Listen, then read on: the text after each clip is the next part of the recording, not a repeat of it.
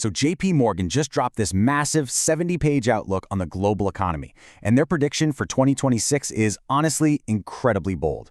They are calling for a huge shift in the markets, and today we're going to break down exactly what they see coming, why they're so sure about it, and of course, the one giant risk that could throw a wrench in the whole thing. Okay, let's just dive right in. The entire forecast, pretty much the whole thing, boils down to one incredibly powerful force: artificial intelligence. They believe AI is going to kick off what they're calling a supercycle, which is just a fancy way of saying a long period of really strong growth. And we're not talking about a small bump here. They're forecasting serious double-digit gains in the market, all driven by this one technology. Now, if you're feeling a little bit of déjà vu right now, like, wait a minute, a tech boom promising huge returns, I've heard this one before. Well, you're not alone. And that brings us to the biggest, most important question we have to answer right away. Is this for real? A genuine revolution, or are we just watching another tech bubble get bigger and bigger? To figure that out, JP Morgan says we need to look back in history, but maybe not where you'd expect. They argue that the dot-com bust isn't the right comparison. There's actually a much better one for what we're seeing with AI today. And this slide right here is the absolute heart of their argument. They're saying the AI boom is not like the dot-com bubble in 2000. Remember that? All that money was poured into websites that had no real business model. It was pure speculation. Instead, they're saying this is like the PC revolution of the 80s and 90s.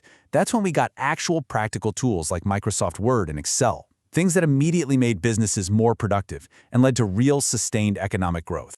And that leads to their main point, which is this. Because AI is already making companies more productive in ways we can actually measure, from automating boring tasks to finding new ways to work, the money being invested is built on something real. It's creating actual value.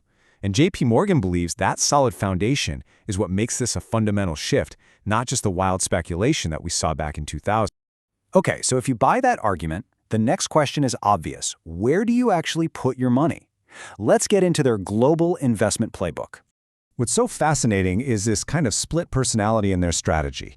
For the US, which is really the epicenter of the AI boom, they say to lean into the growth and momentum stocks. We're talking about IT, communication services, and yeah, even the utilities that are providing all the power for these data centers.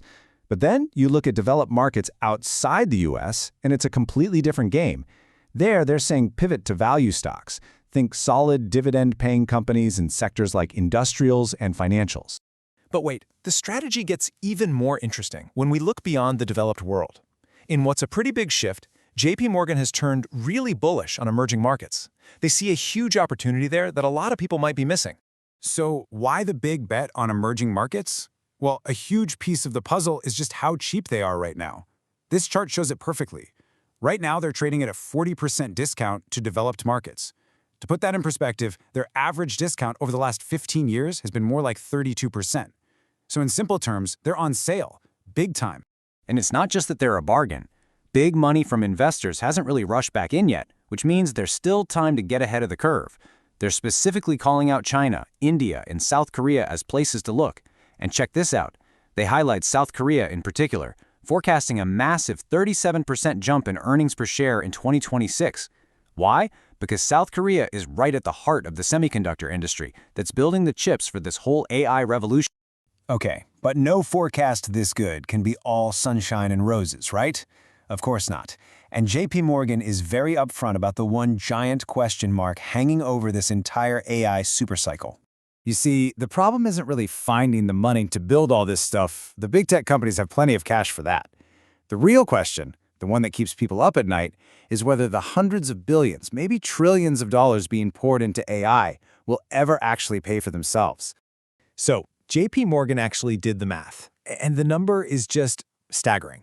For all this investment to make just a 10% return, the AI industry needs to be generating an extra $650 billion in new profit. And that's not a one-time thing, that's every single year by 2030. That is an enormous amount of new value that has to be created from scratch. And to help put that number into perspective, because it's kind of hard to wrap your head around, they came up with this incredible analogy. Hitting that $650 billion target would be like every single one of Netflix's 300 million subscribers around the world suddenly deciding to spend an extra $180 every single month. When you think about it like that, you really understand the massive scale of the challenge here. It's the big uncertainty in this whole forecast. So what's the bottom line here? Well, if JP Morgan is right, if this really is a productivity revolution on the same scale as the PC, then the impact is going to be way bigger than just our stock portfolios.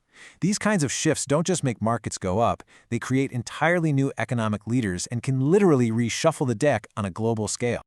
And that leaves us with one final, really provocative thought to chew on. The PC revolution back in the 80s helps turn Japan into a global tech titan for a while. So if history really is rhyming, this AI revolution will probably crown a new winner, a new leader in the global economy. The only question is, who's it going to be?